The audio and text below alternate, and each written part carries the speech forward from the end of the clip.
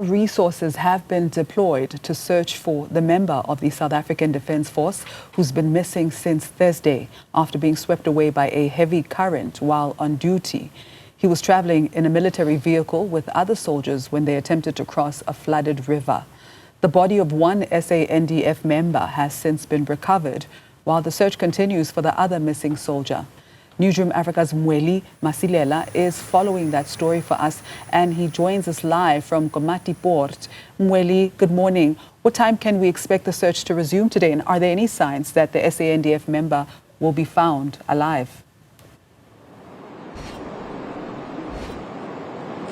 Chabo, we're just adjacent to the bridge where the incident happened, and we are told by the police that the search will continue at around 9 a.m. But when you look at the site, this is the bridge where the incident happened, Chabo, on Thursday, and we are told, according to the South African Defence Force, that the members were actually attempting to cross to the other side. If you move to that direction, it's heading to the Libombo border post, and they were on duty when the incident happened. But speaking to community members here, they've made it very clear that around this time they've actually experienced such incidents. There was just an old lady who was here some few moments ago, and they are actually even worried with the situation because they are saying that this is a river that is infested with crocodiles. But I'm not sure if my colleague Sia can be able to show you. There's someone just in the middle of the river. They're sitting on the rocks, and it's not clear as to what he's doing there, because the danger, Chaba, is that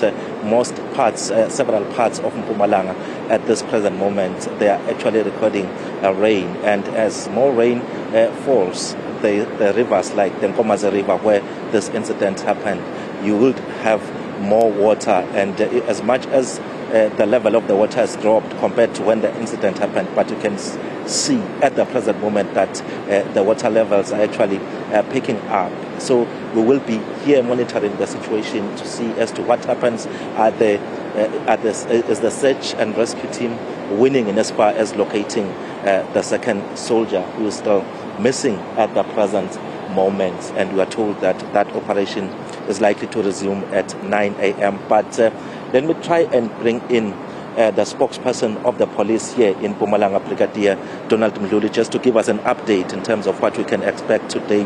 Many people are worried that it's day number 3 today, still no sight of the missing soldier. What will be your approach today in terms of the search? Good morning to yourself as well as to the viewers. We are continuing today as the past 2 days. We couldn't get all, or we couldn't find the other missing SANDF member. However, we indicated yesterday, because for the few days we were using our choppers, we also are using technological apparatus, the drones. Yesterday we were flying some drones. We are expecting a chopper today from EMS, because remember, at first the first helicopter that arrived here was from Sun Park, followed by the SANDF and the SAPS chopper. So today we're expecting an EMS, depending on the weather, because we'll be guided by the pilot. However, this is a collaboration. We are not working in silos. We are working as the prop joint together, trying to ensure that we find the member. We also are disturbed by, you see the river shows that it's swelling, and the other challenge that we have is the issue of crocodiles in this area. However, our members are working, trying to ensure that they are also safe, because we don't want to have an incident where one of them might find themselves being in danger. So we are hopeful that as they continue to this morning, they are going to start in an hour or two, the diving unit. They are going to focus from the golf course down there, trying to check, because yesterday they went through behind us and also a day before. So they will go even further, trying to ensure that they find the missing SANDF member. Yesterday, I understand that you were hopeful that perhaps the missing SANDF member would be found inside the car that was involved in this incident, or even underneath. Tell us about what happened, because I understand that you even brought a crane to pull out that car. Yes, yesterday we thought maybe there is that possibility that we could find the member inside the vehicle. However, unfortunately, we couldn't find him. We only recovered 2 rifles, cell phones and other things, including the car keys of that buggy, where we managed to pull it out. That's when we intensified our efforts. We, as I indicated earlier, that we brought in the drones that we are going to use, because if maybe there is a challenge that the chopper cannot fly due to, if you can realize now, it starts drizzling and it's very cloudy. So we will ensure that we use other apparatus like the drones and try to ensure that we locate the missing SANDF member. One other issue of concern is that, are you sure at the present moment that it was only 2 members of the SANDF who were actually swept away? Yes, as I earlier indicated that we work collaboratively, the SANDF also provided that information that the members were 2 in that buggy. So hence we are focusing and using that information to our advantage in trying to search. Maybe just to mention another thing, I heard you talking about the danger that goes along with this river. Yesterday we pulled out another body just a few kilometers from here in a place called Kupasdal in the same river.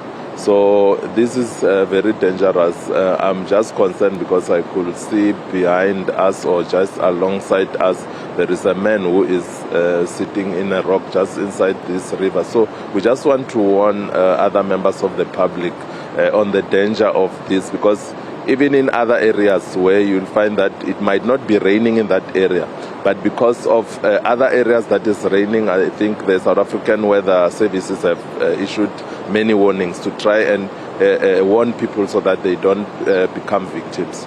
So we are strongly working to ensure that we also share that information with the public so that we don't have incident of drowning. All right, thank you very much, Brigadier, for talking to us. That's Brigadier Donald Mdhluli speaking on behalf of the police here in Mpumalanga. As he has highlighted again, my colleagues here is showing you the bridge where the incident happened. But Mdhluli is talking about that other person who is sitting in the middle of the river. In fact, when we arrived here with my colleague, Siyabonga, we could pick up that there's someone sitting in there. We don't understand at the present moment whether he's stuck there or he's just because they've indicated even before some of the community members that some people come here for fishing and also just for enjoying the water here. But it looks like police will have to come in and try and investigate as to what is happening exactly, because it doesn't look like that the person is comfortable where he's sitting at the present moment. So we'll monitor the situation, and perhaps at a later stage, Maschaba, we will be able to update you as to what is happening, because as you have heard from the spokesperson, even yesterday they actually recovered another body upstream in an area called Kupasdal in the very same river. And many of the people who have come through here today, the community members, have emphasized that this river is not safe at all, and not only because of the crocodiles, but they know that once the water comes to this level, it's not safe to cross. That is why they are saying they are not surprised that such an incident has happened, because they are saying almost each and every year during this time, something like this happens. All right, Mweli Masilela, who's coming to us live from Komati Port in Mpumalanga.